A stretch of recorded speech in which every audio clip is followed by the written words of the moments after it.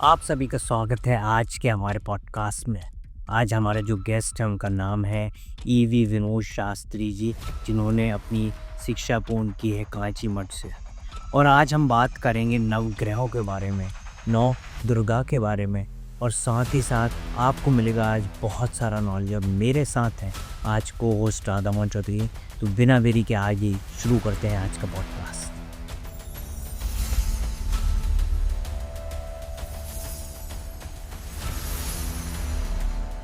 श्रीगुरुभ्यो नमः। हरिः ओम।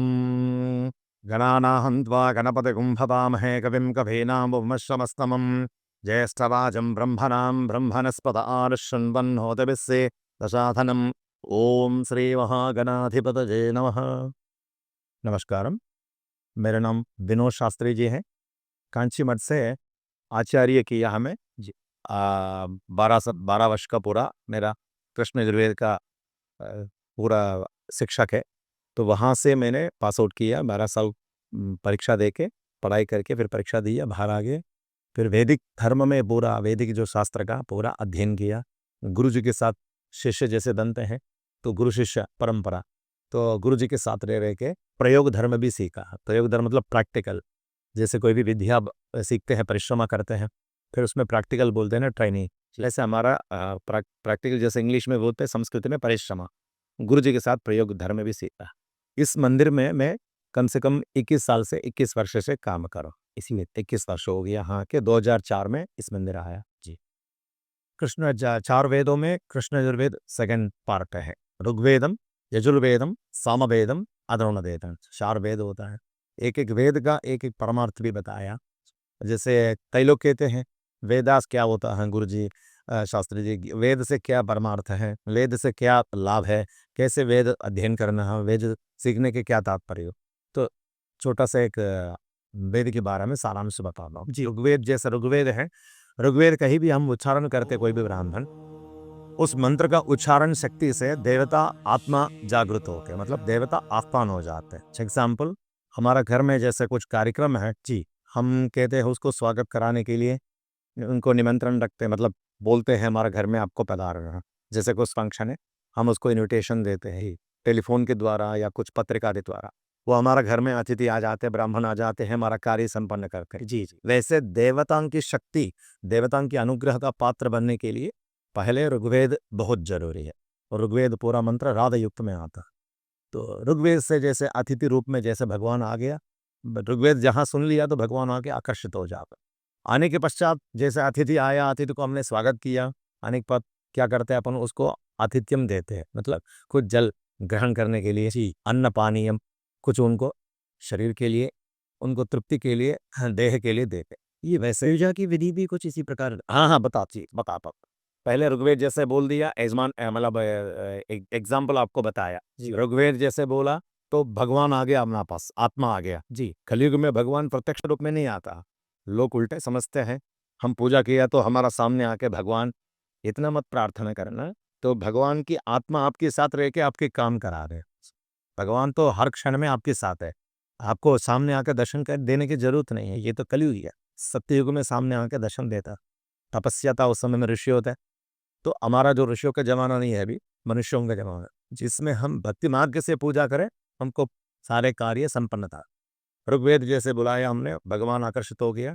यजुर्वेद में जो मंत्र है, उस मंत्र सुन के उनका तृप्ति ऐसे हो जाते हैं। भोजन करने से, हमारा त्योहार में जैसे भोजन किया जी, कुछ ग्रहण किया, हमारे शरीर का, आत्मा का, मनुष्यों का स्वादि मिलते हैं, मतलब संतुष्ट मिलते हैं। एक ऐसा मिलते हैं निद्रा अवस्था, हमने अच्छा भोजन किया, तृप्ति है। तो वैसे यजुर्वेद के जो मंत्र सुनकर भगवान तृप्ति हो जाते हैं।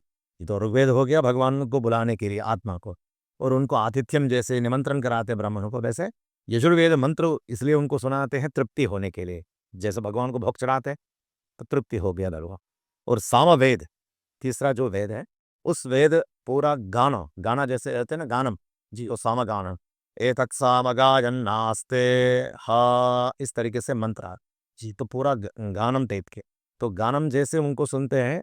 हम भोजन करने के पश्चात क्या करते हैं, सत्संग में बैठते हैं जी, कुछ 10 मिनट 15 मिनट भगवान नाम स्मरण करते हैं, उसमें एक अनुभूति मिलते हैं। वैसे अनुभूति सामवेद से भगवान को, सामवेद का जो मंत्र उच्चारण करते हैं ब्राह्मण, उसको ऐसा अनुभव। संगीत भी जो है, संगीत वही सामवेद, सामवेद से समझी है, वैसे ये सामवेद का तात्पर्य है जी। और उसके पश्चात चौथा जो वेद लिखा, अथर्वण वेद, अथर्वण वेद। इस वेदों में पूर्व पश्चिम मतलब पूर्व से उत्तर क्रिया, पूर्व क्रिया जी, मतलब देवता आराधन भी करने का मंत्र उसमें, और तंत्र तांत्रिक मंत्र जैसे अथर्वण जी। राक्षसों से बचने के लिए, सृष्टि कल्याण करने के लिए भगवान ने कुछ कुछ मंत्र है उसमें अथर्वण वेद में उपदेश किया है। उसमें तांत्रिक विद्या जो बंगलामुखी जी, प्रत्यंगरा देवी, बंगलामुखी, कार्तवीर्यार्जुन स्वामी, दश महाविद्या, ये सारी जो विद्या जोड़े हैं अथर्वण वेद में है जी। ऋग्वेद में भी देवी के बारे में स्मरण किया, वर्ण किया, लेकिन ज्यादा अथर्वण वेद में। इसलिए अथर्वण वेद का जो पढ़ाई करने वाला बहुत कम लोग है भारत देश में। उज्जैन में है कुछ लोग, है काशी में है, बाकी तंत्र प्रैक्टिस तांत्रिक है जी। साउथ में अधिकतर केरला साइड में ज्यादा तांत्रिक प्रयोग है, और केरला साइड केरला और उड़ीसा, कामाख्या, ईस्टर्न सी जी जी जी उधर जाना। तो ये तांत्रिक विद्या भगवान ने इसलिए प्रयोग करके रखा है जी। तो कोई भी अगर राक्षसों के दोष पड़ते हैं भगवान को पराशर जी, सृष्टि विनाश करने के लिए, उसको संरक्षण करने के लिए भगवान ने ये मंत्र को उपदेश करके रखा है। वही मंत्र कुछ लोग इस प्रकार के सीखे तांत्रिक में जा रहा है, उल्टा सीधा काम कर रहा है। वो तो हम फिर उन्हीं का जो गलत उपयोग चालू हो गया, वो कितना पड़ेगा। कर्म को तो प्रायश्चित को देखना पड़ेगा, यथा कर्मा तथा फलम कहते हैं, जैसे कर्म किए फल भी देखना पड़ेगा। चलिए, 4 वेदों के बारे में हमने सिंपली बता दिया। इस मंदिर के बारे में हम एक बार चेक और कर ले जी चेक कीजिए। एक अच्छा है। हाँ और कुछ सिम्टम्स में कोई प्रॉब्लम हो तो बता देना। नहीं कोई बहुत ही शब्दों में कुछ दिक्कत है, बढ़िया है, कंटिन्यू चल रहा है अभी। हाँ कंटिन्यू जी। तो इस मंदिर के बारे में हम बात करते हैं। इस मंदिर 2004 वर्ष में दिसंबर 8 तारीख को गणेश जी का प्राण प्रतिष्ठा हुआ जी 2004 8 दिसंबर पहले, सबसे पहले प्रतिष्ठा गणेश जी का हुआ। ये पूरा प्रांगण था, चारों तरफ प्रांगण है, फूल पौधा सब कुछ यहाँ जी लगा हुआ पहले। तो फिर धीरे धीरे वास्तु के हिसाब से, क्योंकि शिव पार्वती का मंदिर भी होना चाहिए जी, गणेश के परिवार होना चाहिए, ऐसे शास्त्र के अनुसार शिव मंदिर और पार्वती कामाक्षी मंदिर जी, और कार्तिकेय स्वामी, सुब्रह्मण्य स्वामी, गणेश जी का जो भाई है जी। उत्तर भारत देश में इनके मंदिर बहुत कम है, साउथ इंडिया में बहुत है। हाँ, यहाँ नहीं यात्रा नहीं किया, कार्तिक जी ने यहाँ यात्रा नहीं किया। कार्तिक जी अधिकतर साउथ में ही यात्रा किया, इसलिए कार्तिक स्वामी मंगलवार के दिन पूजा करते हैं जी। मांगलिक दोष वगैरह जो लगते हैं जी, कहते हैं ना मांगलिक दोष जी, इधर उज्जैन जाते हैं, वहाँ का अब अपना मंगलनाथ का है। ऐसे कार्तिक स्वामी का जो पूजा करने से हमारा मांगलिक दोष निवारण होता है, और हमारा मंगल दोष, जैसे मंगल नीच तबाह है, जन्म चक्रों में, भूमि में प्रॉब्लम है जी, हमारा कर्जे में प्रॉब्लम है जी, ऋण बचे हैं, किसी को ऋण हमने पैसे लिया चुका नहीं पा रहे हैं, ये कार्तिक स्वामी के पूजा करने से विशेषता है जी। वैसे हम धीरे धीरे गणेश जी के पश्चात, गणेश मंदिर के पश्चात फिर कार्तिक स्वामी पार्वती शिव मंदिर प्रतिष्ठा किया 2006 में, 2006 और अभी 2015 में फिर महाविष्णु आलयम, आंजनेय स्वामी और कामाक्षी जी, ये 3 मंदिर और एक्सटेंशन किया। नवग्रह भी नवग्रह भी तो आप नवग्रह के बारे में बताता जी, पूरा ये किया है जी। ये पूरा काला पाषाण का मूर्ति है, आप कह सकते हैं काला पाषाण का क्यों प्रतिष्ठा किया जी। काला पत्थर, पाषाण मतलब पत्थर, स्टोन है। ये काला सभी आज दक्षिण भारत देश में काला पत्थर क्यों रखते हैं, आकर्षणीय शक्ति इसमें होते हैं, मैग्नेटियम पावर, जैसा अयस्कांत में मैग्नेटियम चुंबक बोलते हैं ना। हाँ बिल्कुल, हाँ क्या बोलते हैं, चुंबक हाँ। वो चुंबक जैसे लोहे के पास रखेंगे तो चिपकता जी, वैसे ये पत्थर में देवता की जो मूर्ति में पूजा करते हैं जी, आकर्षणीय शक्ति देते हैं, एक वातावरण को शुद्धि होती है। वो पूजा के इतने पावर है, और मूर्ति में इतने कला है, जो आपने मन से भगवान से कह दिया आपके कार्य सिद्धि हो जा। और इस तरीके से वैदिक प्रतिष्ठा कहते हैं, वैदिक प्रतिष्ठा, वेदों के मंत्रों से प्राण प्रतिष्ठा किया। तो प्राण प्रतिष्ठा इसके अर्थ भावार्थ क्या है, कलाकार मूर्ति बना के देते हैं। जजमान आपने कह दिया मेरे को राधा कृष्ण मूर्ति चाहिए, हमने उतने उनके जितना जो राशि लगेगा जी, और राशि कलाकार को आपने पकड़ा दिया।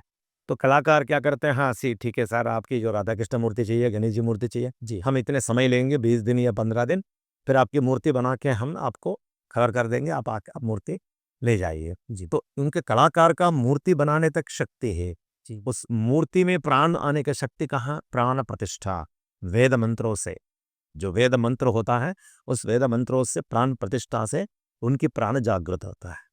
इसलिए कहते हैं भगवान को स्पर्श नहीं करते हैं। दक्षिण भारत देश में पद्धति यही है, कोई भी अंदर जाके हाँ गर्भगृह में जाना बस एक वहां तक पतला मतलब जैसे जो चौखट होता है वहाँ चौखट तक जा सकते हैं, अंदर नहीं जाने का।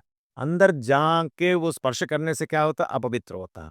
लोग उल्टा समझते हैं, हम भी मनुष्य आप भी मनुष्य, ब्राह्मण कर रहा हम नहीं कर रहा, ऐसा नहीं। स्थान दिया गया है, स्थान जैसे जिसको धर्म पालन करने के लिए स्थान दिया, शिला वस्त्र पहन के भगवान को स्पर्श नहीं करते, है ना। इसलिए पत्थर वो जो भगवान की जैसे प्राण प्रतिष्ठा की मूर्ति है, नित्य निरंतर ब्राह्मण पूजा करते रहे तो आपकी मन्नत भी पूर्ति हो जाएगा। जो भी संकल्प है ब्राह्मण के द्वारा यजमान ब्राह्मणों का हाथ में देते हैं जी, संकल्प कराने के लिए भगवान से प्रार्थना करने के लिए गुरुस्थान में ब्राह्मण को दिया गया है। तो ये पूरा जो कलाकार है मद्रास से आके चेन्नई से आके मंदिर निर्माण किया है। अच्छा, ये वहीं से मंदिर निर्माण किया, वास्तु के हिसाब से निर्माण किया है। और प्रातःकाल सूर्य भगवान जैसे सूर्य किरण आता है जी सूर्योदय बराबर सूर्य किरण आके भगवान गणेश जी के चरण में लगता है जी। उस तरीके से पूरा उस तरीके से बना है। वास्तु में घर का वास्तु अलग होता है, मंदिर का वास्तु अलग जी। मंदिर की वास्तु अलग है, घर का वास्तु अलग है। मंदिर में जितने भी बड़ा मूर्तियां हम रख सकते हैं जी, घर में तो इतने हाइट से एक मूर्ति नहीं होना चाहिए। हाँ, फिर उसका इतना ऊंचे से नहीं होना चाहिए, बस सिर्फ प्रॉपर उसकी पूरा नैवेद्यम जी। जितना हमने 1 फीट मूर्ति रख दिया है तो 1 किलो चावल नैवेद्यम जी भोग चढ़ाना, इस तरीके से शास्त्र पद्धति जी। तो ये पूरा मंदिर धीरे धीरे मतलब 2004 से लेकर और धीरे धीरे कुछ कुछ मूर्तियां हमने प्राण प्रतिष्ठा करा दिया और सारे मूर्ति हो गए। हम जाते ईशान कोण में अभी नवग्रह है, तो नवग्रह बारे में हम समझते हैं। वा आदित्यादिग्रह सर्वे सनक्षत्रा सरासयः पूर्वन्तु मंगलम नित्यम लिख्यते जन्म पत्रिका। नवग्रह में सूर्य चंद्र मंगल बुध बृहस्पति शुक्र शनि राहु केतु। पहले राहु केतु नहीं था, सूर्य से लेकर शनि भगवान तक 7 देवता, तो राहु केतु बीच में आ गया। कैसे आ गया, मंदे ने जो पर्वत को जो मर्दनम किया जी, समुद्र मंथन वासु के सर्पम से समुद्र मंथनम किया। समुद्र मंथनम इसलिए किया, अमृत जहां अमृत पैदा होगा वो अमृत हम ग्रहण करेंगे, हम तो चिरंजीवी बन जाएंगे, मरण नहीं आएगा शरीर में, वो वैसे कैसे रहेंगे पूरा, जितने भी युग बदल सकता है उनका मरण नहीं आएगा। तो इसमें प्रयास में दोनों प्रयास किया, मंथनम किया। मंथनम जैसे करते करते समय में पहले हालाहलम आया। हालाहलम कहते हैं जहर विषम, यस संस्कृत में हालाहलम। उस हालाहलम को इतने शक्ति है, इतने पावर है, एक भूमि में एक अगर बूंद गिरे तो कम से कम 1000-2000 मील तक तो एक घास भी नहीं निकलेगा। भोपाल में जो विषय वायु हुआ तो गैस है, उससे कम से कम 1 लाख टाइम पावरफुल है। तो हालाहलम जैसे आने के बाद वो हालाहलम जिस शरीर में पड़ता पूरा दहन हो जाता शरीर। तो राक्षस और देवता देख लिया, कुछ समझ नहीं पाया क्या हो रहा है। हमने कुछ प्रयास किया और कुछ विपरीत काम हुआ, हम यहाँ से पहले रास्ता छोड़ के भाग जाते हैं। देवता एक तरफ भाग गया, राक्षस एक तरफ भाग, तो देवी माता पार्वती आया। वागर्ता व्यव संपृक्तो वागर्ता प्रतिपद्यजे जगत पितरो वंदो पार्वती परमेश्वरो। ये शब्द कहाँ, इस सृष्टि का माता पिता कौन है, पार्वती परमेश्वर। शंकर जी से आज्ञा ले लिया, शंकर जी को आज्ञा दिया, ऐसा आज्ञा दिया सृष्टि कल्याण करो, इस प्रजा को संक्षेमम मतलब संक्षेमम करो जी, लोक कल्याणार्थम करना आपको, तो देवताओं को रक्षा करो, राक्षसों को रक्षा करो जी। शंकर जी पूछते क्या चाहिए, क्या करना है। इस हालाहलम कंठ में रखने के लिए शक्ति किसी के पास नहीं है, आपके पास है। और शंकर जी से निवेदन रख लिया और राक्षस और देवताओं को आदेश दिया, कोई भी यहाँ से हटना नहीं है, यहीं बैठना, अपना अपना स्थान में विराजमान हो जाइए, ये कुछ नहीं होगा, इसको संभालने का शक्ति हमारा आदिदेवा परमेश्वर के पास है, उनको मैंने कह दिया आपको रक्षा कर। भगवान शंकर जी आया, नीलकंठ पर्वतम कहाँ पर है, ऋषिकेश। ऋषिकेश गंगा नदी इस तरफ पूरा आश्रम है, संन्यास आश्रम जी, उस तरफ बीच में गंगा नदी जी, गंगा नदी को उस तरफ पूरा बहुत बड़ी पर्वत है नीलकंठ पर्वतम। उस नीलकंठ पर्वत में बैठ के ये हालाहलम को ग्रहण कर लिए शंकर जी। मृत्युंजयाय रुद्राय नीलकंठाय संभवे अमृतेशाय सर्वाय महादेवाय ते नमः जी। तो नीलकंठेश्वराय क्यों बोलते हैं, शंकर भगवान ने अंदर शरीर के अंदर भी जाने नहीं दिया, पकड़ के रख लिया, दिग्बंधनम किया। जटा में जैसे गंगा को बांध के रखा है वैसे कंठ में बांध के रख लिया, इसलिए नीलकंठेश्वराय नमः। तो उसके बाद कामधेनु कल्पवृक्षम सब कुछ आया, अमृत आ गया, अमृत जैसा उद्भव हो गया, तो राक्षसों को जरा सा बुद्धि विचलित हो गया।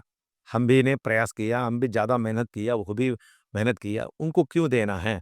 जी, देवताओं को नहीं देना, पूरा हम ही पी लेते हैं। तो ऐसा दुर्बुद्धि बन गई, क्योंकि राक्षस है तो विचलित होता बुद्धि। पूरा अमृत लेने के लिए एक प्रयास किया, तो देवता भी कम नहीं है, देवता संभाल के उनको हाथ लगाने नहीं दिया और युद्ध चालू हो गया। लड़ते रहा। तो ये कब तक लड़ाई है? तो इसका कोई अंत नहीं है लड़ाई का। भगवान विष्णु ने क्या किया? दशावतार में हटके एक उपअवतार है, मोहिनी अवतार। ओम नमो भगवते वासुदेवाय धन्वंतरके अमृत कलशहस्ताय सर्वरोग निवारणाय सर्वाग्रह पीड़ा विनाशनाय त्रैलोक्यनाथाय धन्वंतरि महाविष्णवे नमः। अमृत भांड लेके आ गया, तो किसी को नहीं पता कौन आ रहा है करके। तो राक्षस उनकी तरफ देख रहा है, कौन है? मोहिनी। अमृत को धन्वंतरी धन्वंतरि इज डॉक्टर जी, वैद्यो नारायणो हरि। लेकर आया अमृत भांड, चुपचाप बांटने के लिए ले आया। देवता के लिए पक्षपाती है जी, राक्षसों को हटाना है। राक्षस को पता नहीं है, भगवान ने आके संदेश दिया, आमने सामने बैठ जाओ दोनों, हम सबको बराबर देते हैं, सबको बराबर बांट दे। राक्षस ने समझ गया, ठीक है, आया तो सबको न्याय करने आया। तो बीच में से राहु केतु थोड़ा दुष्टि ज्यादा तेज है। राहु केतु का बहुत असुर शक्ति है। जितने जो ब्लैक मैजिक होता है राहु से, जिसके राहु स्ट्रांग है तो पक्का तांत्रिक में जाएगा जी, या ब्लैक मैजिक करेगा, या कुछ बोलेगा और कुछ करेगा।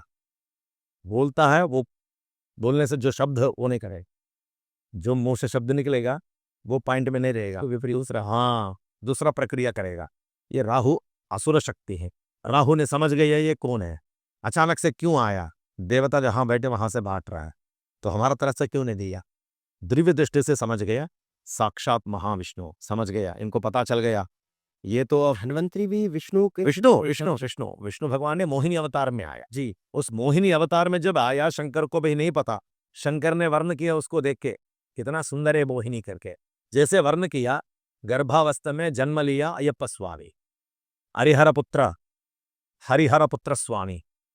शंकर भगवान ने जैसे वर्ण किया विष्णु को देखे, कितना सुंदर ये है, मोहिनी कौन है? विष्णु। विष्णु करके इनको भी नहीं पता, क्योंकि पहले बोलेंगे तो सबको पता चलेगा विष्णु आ रहा, ब्लिकआउट हो जाएगा, नहीं वो।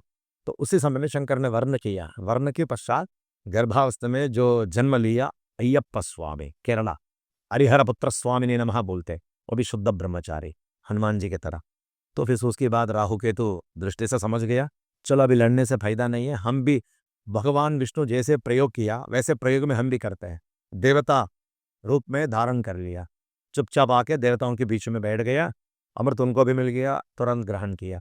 जैसे ग्रहण किया तुरंत बताया सूर्य चंद्र ने जी, श्री महाविष्णु का। ओम क्लीं कृष्णाय गोविंदाय गोपीजन वल्लभाय पराय परम पुरुषाय परमात्मने परकर्म मंत्र यंत्र तंत्र औषध हस्त्र शस्त्रार्य संभर संभरा, प्रभु उसको संहार करो। तो भगवान विष्णु कहते क्यों संहार करना, क्या ये तो देवता नहीं है, राहु केतु बीच में आके बैठ गया। आपने ये अमृत भी दे दिया, कंठ में गया, तुरंत चक्र से वध करो, चक्र निकाल दिया, सुदर्शन चक्र मारा। जैसे चक्र से मारा है, शरीरम अलग हो गया, सिर अलग हो गया। ये जो सिर पार्ट है केतु, बाकी पूरा बॉडी राहु। आधा अर्धकायम महावीरम चंद्रादित्य विवर्धनम सिंहिका गर्भ संभूतम तम राहुम प्रणमाम्यहम कहते। अब जैसे उनके अमृत थोड़ा सा जरा सा भी शरीर के अंदर गया, फिर मरण नहीं आएगा जी, लेकिन शरीर दो टुकड़ा कर दिया भगवान ने, फिर से उठ के आ गया, फिर लड़ाई शुरू कर दिया। शाप रखा, कैसे शाप दिया? सूर्य चंद्र को रोज हम परेशान करेंगे, जैसे सूर्य तो नहीं होना नहीं देंगे, चंद्रमा होना नहीं देंगे शुक्ल पक्ष में। तो भगवान सभी इकट्ठा होके, ऐसा नहीं होना चाहिए, आपका भी स्थान इसमें दिया जाएगा।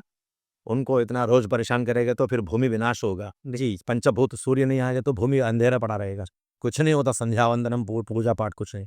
सूर्य तो मुख्य देवता पंचभूतों में, प्रार्थना उसी से ही सृष्टि का हाँ निवेदन कर लिया। जैसे निवेदन रखा, राहु केतु मान लिया, साल में एक बार चंद्र ग्रहण, साल में एक बार सूर्य ग्रहण। सूर्य ग्रहण जब आता केतु को खा जाता, चंद्र ग्रहण जब आता चंद्र को राहु खा जाता। तो इसी का महत्व है, सूर्य ग्रहण चंद्र ग्रहण। अब इन दोनों को स्थान नवग्रह में मिल गए पोस्ट। अब सूर्य से हम केतु तक आते हैं। पहले सूर्य देव का, सूर्य से जन्म चक्रों में ज्योतिष भाग में बताता हूँ एक एक शब्द। सूर्य उच्च जब रहता, उच्च मतलब प्लस, हमारा जीवन यशो कीर्ति, कहीं भी चाहे हम नया देश भी जाते हैं, हम नया स्टेट नया कंट्री, हमारा साथ में एक साथ हमारा साथ एक साम्राज्य जोड़ रहे, हमारा साथ 10 आदमी या 4 आदमी ऑटोमेटिकली आके हमारा से मिलता रहेगा। जी, क्यों? सूर्य उच्च है, यशो कीर्ति प्राप्ति, कहीं भी जाओ तो यशो कीर्ति, गुडविल, गुड नाम, कहीं भी जाओ सन्मार्ग में जाते हैं जी, मतलब स्ट्राइट फॉरवर्ड, और गलत रास्ते में नहीं जाने का मौका नहीं देता सूर्य। तो ऐसा कहीं भी जाओ एक गुडविल, साम्राज्य मतलब पॉलिटिक्स में कोई बड़ी-बड़ी पॉलिटिक्स लोग आपको लिंक में रहेंगी, आपसे मिलेंगी, कुछ काम कराएँगे आपके। तो वैसे संघर्ष संघर्ष से दूर करेंगी, कष्ट दूर हो जाएगा, वो लोग जुड़ जाएँगे। वैसे उच्च होने से सूर्य के अनुग्रहता से जीवन ऐसा प्राप्त। यही सूर्य नीच में होता है, पितृदोषाधिपति के, और पूर्व जन्मों से लेकर इस जन्म तक जितने भी कर्म करते मनुष्य, उस मनुष्य के तात्पर्य मतलब वो कहते हैं ना, हम इस जन्म में क्या-क्या मिलने वाला है उनको, एक इमेजिनेशन करते हैं हम सपना। हमें ऐसा सोचा था, ऐसा गाड़ी खरीदना था, ऐसा घर बनाना था, बच्चों को ऐसा संस्कार देना था। ये सब कुछ निर्णय करने वाला सूर्य देव है। पूर्व जन्मों में कैसे कर्म किए, उस कर्म के अनुसार एक दिन में 12 लग्न होता है। जी, 24 घंटा, एक दिन का 24 घंटा, हर एक 2 आवर्स में 1 लग्नम, 12 इंटू 24 हॉर्स। एक-एक लग्न में जैसे हमारा जन्म चक्रों में ग्रह स्थिति होते हैं जी, उस समय के हिसाब से हमारा जीवन उच्च स्थिति है या कष्ट स्थिति, ये सब सूर्य डिसाइड करता है। कोई भी देवता अच्छा स्थिति में आके बैठ गया हमारे जन्म के समय में, 5 देवता एक ही घर में बैठे हैं, पंचग्रह मालिका योगन, सूर्य बुध परस्पर देख रहा एक ही घर में, परिवर्धन योगम, तो पंचग्रह मालिकम, गजकेसरी योगम, सिंह और गज हाथी परस्पर दोनों मिलते हैं, दोनों आमने सामने देखते हैं, कैसे जीवन रहता है। वैसे इस तरीके से योग बहुत सारा ज्योतिष शास्त्र में बताया गया है जी। और सूर्य जब नीच में रहते हैं तो पितृदोषाधिपति कहते हैं। पितृदोष मतलब जब भी जितने भी काम करें 40-45 एज तक आपको उच्च स्थिति नहीं पहुंच पाएंगे आप, केवल मेहनत ही रहेगा, कष्ट ही रहेगा, लेकिन आपको जो फल नहीं दिखेगा। 40+ जब उम्र होते हैं स्त्री पुरुष का, तो सूर्य दशा में जितने जो पितृदोष है निवारण होते जाएगा। ये ऐसा देवता सूर्य देवता, पापा स्थान के अधिपति, जिस जन्म चक्रों में जिसके सूर्य उच्च है वो पापा से अंडरस्टैंडिंग रहेगा, बहुत बेहतरीन म्यूचुअल अंडरस्टैंडिंग, और हमेशा पापा से झगड़ा करते रहते बच्चे, पापा कुछ बोले और बच्चे कुछ सुने, दोनों को आमने सामने बिल्कुल मौका नहीं, झगड़ा झगड़ा। ये क्यों? सूर्य उनके जन्म चक्रों में नीच स्थान में रहेगा, पिता स्थान के अधिपति सूर्य, और पुत्रों के जन्म चक्रों में शनिश्चर रहेगा।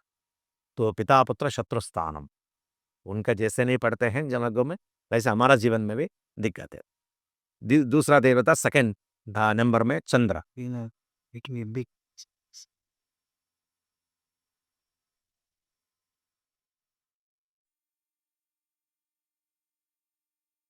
दूसरे देवता चंद्र, चंद्र मातृकारकाणाम, माता स्थान के अधिपति चंद्र देवता, जिसकी जन्म चक्रों में चंद्र उच्च है तो माता उनकी जीवन काल में कम से कम 80-90 उम्र तक जीवित रहेगी भूमि में। जिसके जन्म चक्रों में चंद्र नीच स्थान में है, बचपन में उनके जन्म जन्म जैसे होते होते माता जी ने गएगा, अल्पा आयुष में चला जाएगा, क्योंकि चंद्र माता के स्थान के अधिपति, सूर्य पिता स्थान के अधिपति चीज, और चंद्र से हमारा बुद्धि यशो कीर्ति, कहीं भी जाओ बुद्धि से हमारा काम बनता है।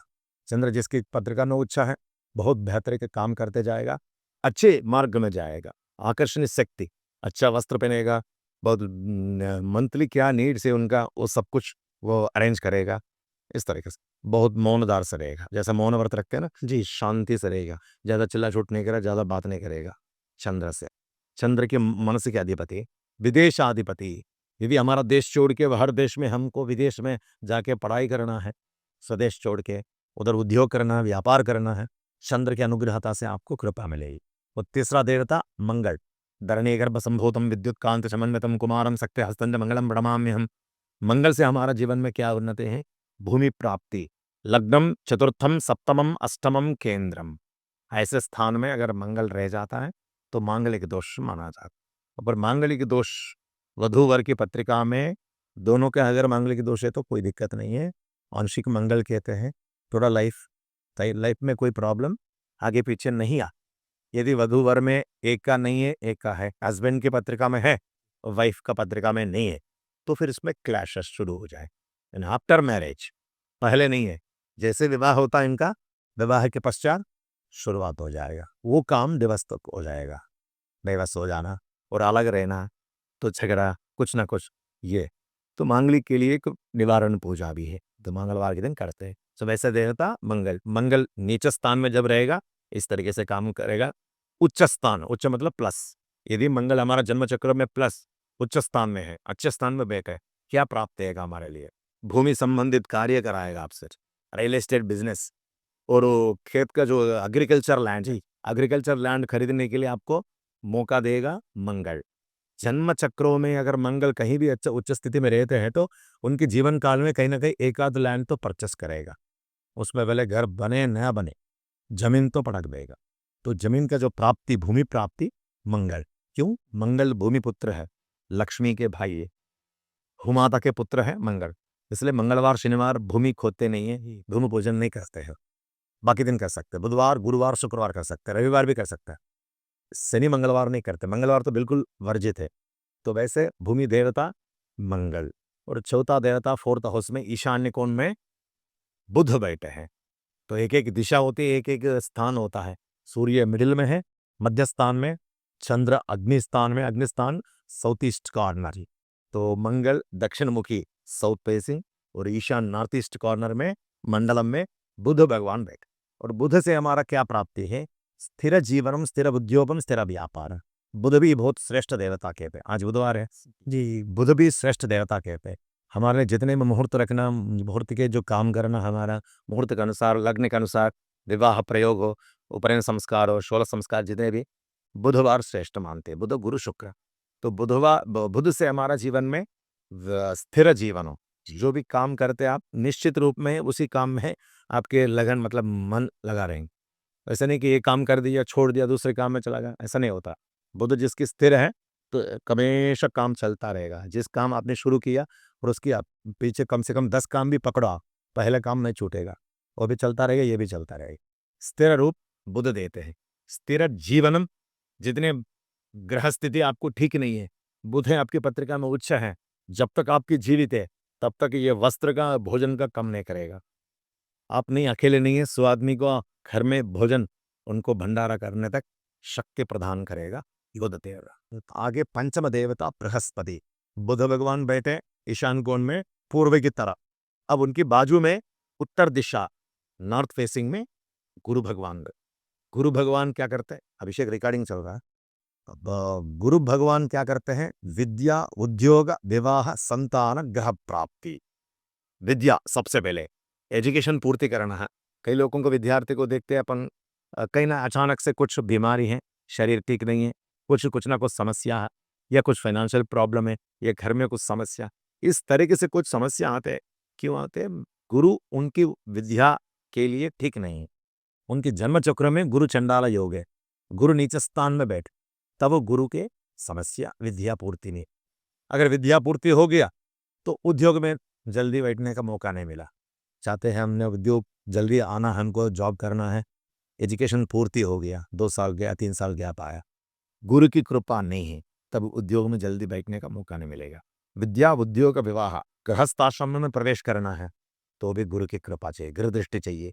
और अपना ग्रह प्राप्ति, जैसे हमने जमीन खरीद लिया, गुरु जी उसमें घर बनाना है, उसमें निवास करना है जी, जब तक गुरु कृपा नहीं है उसमें आपको निवास करने का मौका नहीं मिलेगा। तो ये 5 योग गुरु भगवान, एक पॉजिटिव देवता नवग्रहों में गुरु कहते हैं। और छठवां स्थान में शुक्राचार्य। शुक्र तो फाइनेंस मिनिस्टर कहते हैं। शुक्रो भोगंच भाग्यंच लभ्यते। जीवन काल में मनुष्यों को जितना उन्नति, जितना धन प्राप्ति, जितना संकल्प, मनोकामना, सब कुछ पूर्ति जब होते हैं तो शुक्र के टाइम में। एक एक टाइमिंग भी होता, एक एक समय होता है, एक एक दशा होता है, इतना वर्ष करके। सूर्य दशा 6 साल, चंद्र दशा 10 वर्ष, मंगल दशा 7 वर्ष, बुध महादशा 14 वर्ष, और गुरु महादशा 16 वर्ष, शुक्र महादशा 20 वर्ष।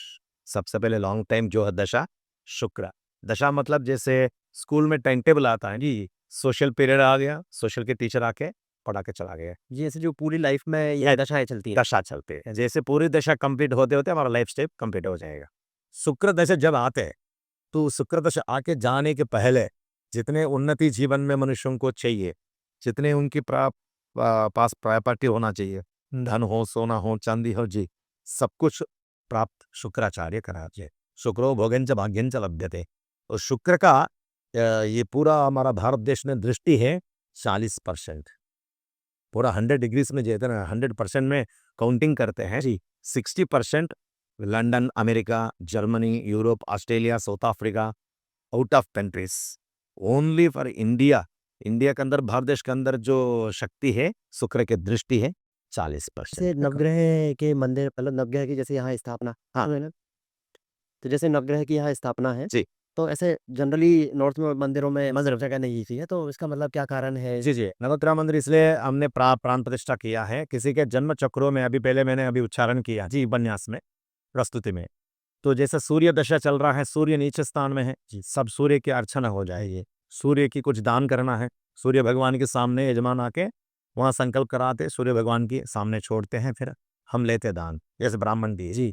तो इसी इसी के अनुसार हमने नवग्रहों के यहाँ प्राण प्रतिष्ठा किया। किसी का मंगल दोष है, मंगल पूजा हो जाएगा। किसी के राहु दोष है, राहु पूजा हो जाएगा।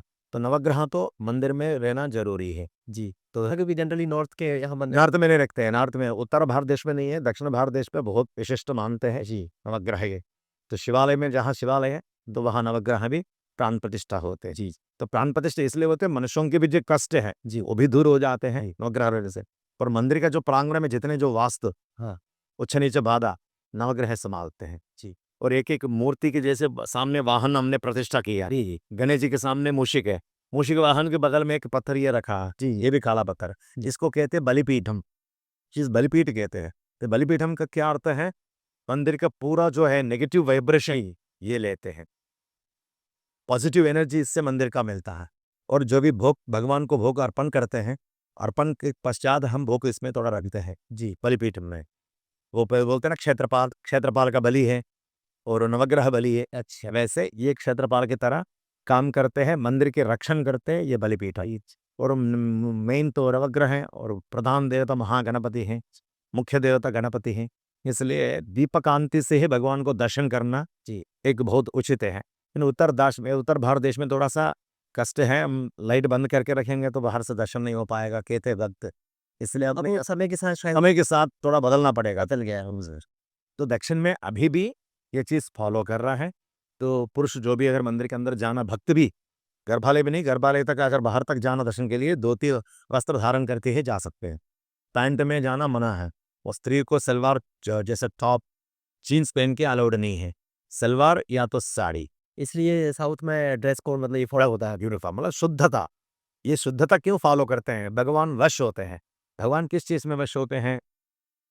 मंत्र, भक्ति, शास्त्र, संस्कृत, आचरण, परिश्रमा, इसका भगवान वश होते हैं। बिना गुरु का पूजा नहीं है, बिना हवन का पूजा नहीं है, बिना मंत्र का पूजा नहीं है। शास्त्रम दृष्ट्वा बुद्धि कर्मानुसम गुरोर्वाक्यम, कहते हैं शास्त्र परिशीलन करने के लिए आदि शंकराचार्य स्वामी जी ने हमको बता दिया सृष्टि का कल्याण। 3 गुरु कहते हैं। फर्स्ट गुरु है कृष्ण परमा, वसुदम वसुदम देवम कंसचारूणमर्दनम, देवकी परमानंदम कृष्णम वंदे जगत गुरुम। कृष्ण परमात्मा ने क्या किया? सृष्टि का महापवित्र ग्रंथम क्या दिया? भगवत गीता। 18 पुराणम, 18 पुराण मिक्स करके मिला के भगवत गीता दिया, महापवित्र ग्रंथम हमारे सृष्टि के लिए। पहले गुरु बन गए कृष्ण परमात्मा। और दूसरा गुरु कौन है? व्यास महर्षि। व्यासम वसिष्ठ नप्तारम सकते पौत्रमकल्मषम पराशरात्मजम वंदे सुखतातम तपोनिधिम। व्यास जी ने क्या दिया हमको? भावना सृष्टि कल्याण करने के लिए महाभारतम और 4 वेदम, ऋग्वेदम, यजुर्वेदम, सामवेदम, अथर्ववेदम। पहले मैंने प्रस्तुति दिया प्रारंभ में। उस 4 वेद और महाभारत पढ़ाया, गणेश जी को बोल, गुरु बन गए। जैसे गुरु जैसे प्रश्न, एक प्रश्न कहा गुरु जी ने गणेश जी से जी, ऐसा प्रश्न कहा, प्रभु गणेश मैं अब गुरु गुरु शिष्य परंपरा बन गए हम दोनों जी, मैं जैसे बोलते रहता हूँ वैसे लिखना है जी। गुरु ठीक है, ये लिख लेता हूँ। तो दूसरा प्रश्न कहा, सभी शिष्य की तरह नहीं रहना जी, मैं जो बोलने का स्पीड है वेग प्रमाण उसको पकड़ के आपको लिखना है जी। गणेश जी के विचार अलग हो गया। गणेश जी ने बोला है, प्रभु आपकी जो बोलने का स्पीड है उस तरीके से मैं नहीं लिखता हूँ, मेरा जो लिखने का स्पीड है उसको पूरा दृष्टि से समझ के आपको बोलना पड़ेगा। प्रश्न के प्रश्न कहा तो व्यास जी बहुत आश्चर्य हो गया। ऐसा शिष्य होना चाहिए सबका। कैसे इनके चमत्कार हम देखते हैं। श्री गुरुभ्यो नमः हरि ओम। शब्द मैंने बोल दिया गणेश प्रभु, अब लिखना शुरू कर दो। मैं तो बोल दिया।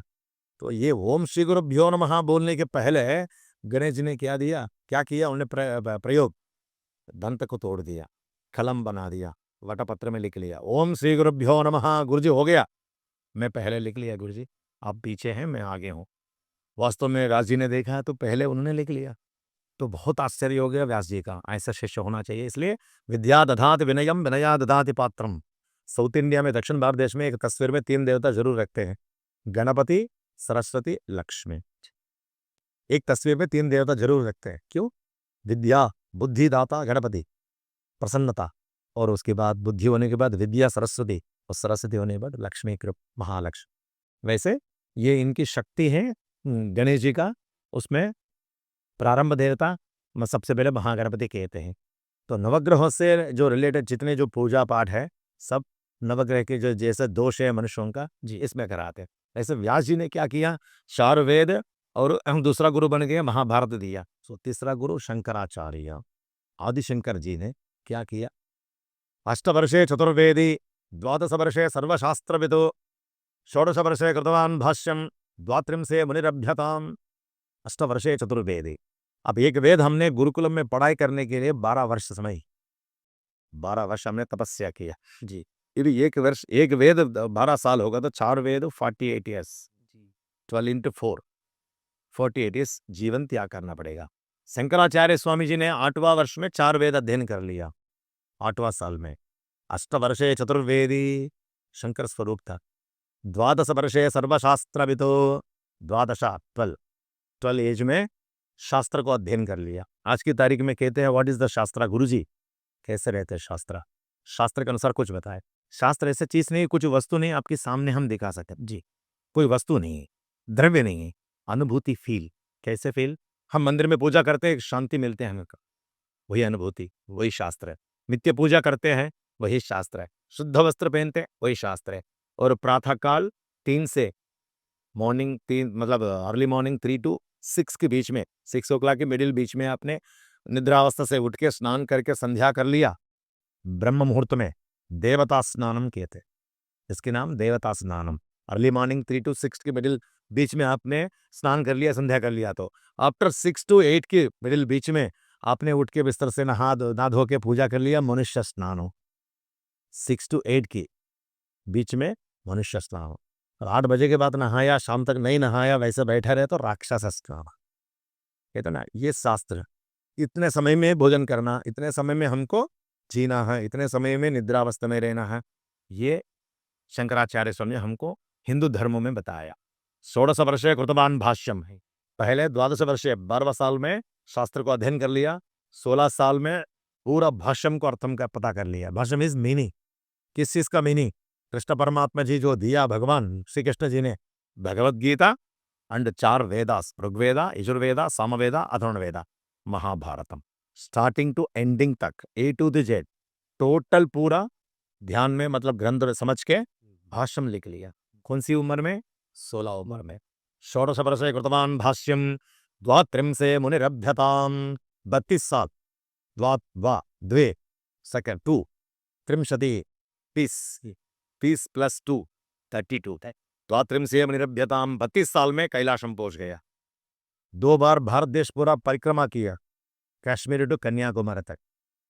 वहां से हिमालय से शिवलिंग लेके आया, द्वारकापुरी गुजरात जी, उड़ीसा जगन्नाथपुरी, कांचीपुरी तमिलनाडु, श्रृंगेरीपुरी कर्नाटका, इस चारों जगह, एक उत्तरकाशी, 5वां स्थान उत्तरकाशी, ये 5 स्थान में शंकराचार्य स्वामी जी ने स्वयं शिवलिंग को लेके आए, वहां से पूजा शुरू किया। उसी के सन्यास जो परंपरा मठाधीश्वर कहते हैं ना, सन्यास परंपरा जो मुख्य उन्होंने 4 मठ किए थे। 4 मठ में ही हुई है। हाँ। हाँ, एक उपमठ कहते हैं, 4 ही मठ है। अच्छा जी। एक उत्तरकाशी में भी रुके थे जी। इधर उत्तर प्रयागराज, तो उधर भी तपस्या किया, तो भी काउंटिंग में लेते। मेन तो 4 है जी, 4 ना। तो 4 जैसे 4 वेद के बराबर है। ऋग्वेद पूर्व दिशा, यजुर्वेद दक्षिण दिशा, सामवेद पश्चिम दिशा, अथर्ववेद उत्तर दिशा। जब तक ये भूमि में वेद मंत्र जिंदा रहेगा, जीवित रहेगा, तब आपको दिशा दिखेगा। जिस दिन वेद पूर्ति हो गया, वेद नाश हो गया, मतलब समझ लीजिए पूजा करने वाला नहीं रहे पूरा, सब ये दिशा भी नहीं दिखेगा आपको, चारों दिशा नहीं दिखेगा। ये बस वही सृष्टि के नाशनम समय आता है। सृष्टि मतलब पतन होने के लिए जो होती है ना, प्रलय प्रलय तांडव, तब होता। वो तो बहुत समय है ना? अभी तो 5000 वर्ष भी नहीं है, 2000 जी। वर्ष ही हुआ है, 2025 में अपन। तो वैसे ये वेद का परमार्थ है पूरा, शंकराचार्य स्वामी जी ने हमको जी ये नियति आचरण सब कुछ उन्होंने बता दिया। शुद्ध वस्त्र पहनना, इसी समय में भोजन करना, जी सूर्यास्तमान के बाद भोजन नहीं करना है। गाँव पे अभी भी वो फॉलो करते हैं, इसलिए उनकी एक लाइफस्टाइल अलग है, सिटी में लाइफस्टाइल अलग है। इसलिए हम उम्र कम होते जा रहा है, जल्दी बुढ़ापे हैं, जल्दी शरीर अवस्था ठीक नहीं है, बीमारियाँ ज़्यादा फैल रहा है, और वो शुद्ध वातावरण नहीं है, शुद्ध भोजन नहीं है, निद्रावस्था नहीं है, अकाल निद्रा, अकाल भोजन। शास्त्र तो सबकी मतलब बस की नहीं है सब फॉलो करने का, लेकिन जितना गुरु के आचरण में, गुरु के माध्यम से, बड़े लोगों के माध्यम से जो चलते हैं, जी वही ज्ञान प्राप्त होता है। गुहो अंधकारस्य रहो अग्निबीजम वहो वृद्धि। गुरु का परमार्थ क्या है? गुहो अंधकारम, जी अंधकार में जो अंधेरा में दीपक नहीं है तो रोशनी नहीं तो कुछ नहीं दिखेगा, जी वही हमारा जीवन। हमको ज्ञान प्राप्ति नहीं है, ज्ञान नहीं है तो जन्म होते होते कोई प्राप्त तुरंत नहीं होता है, गुरु के माध्यम से होता। और जन्म से अगर विद्या मिल गया तो वो सन्यासी होगा, देवता होगा, है ना? मनुष्यों के नहीं है। तो मनुष्यों की ज्ञान कैसे प्राप्त होता? बड़ों गुरु लोगों के साथ, सत्पुरुष लोगों के साथ और ब्राह्मण लोगों के साथ या बड़े लोगों को, बुजुर्ग लोगों के साथ हमारा जो ज्ञान प्राप्त है, मार्गदर्शन मिलता है। तो वो शब्द का वही है, रू शब्द ज्योति, वो शब्द है गुरु, जी डेवलपमेंट, वही गुरु के परमार्थ है।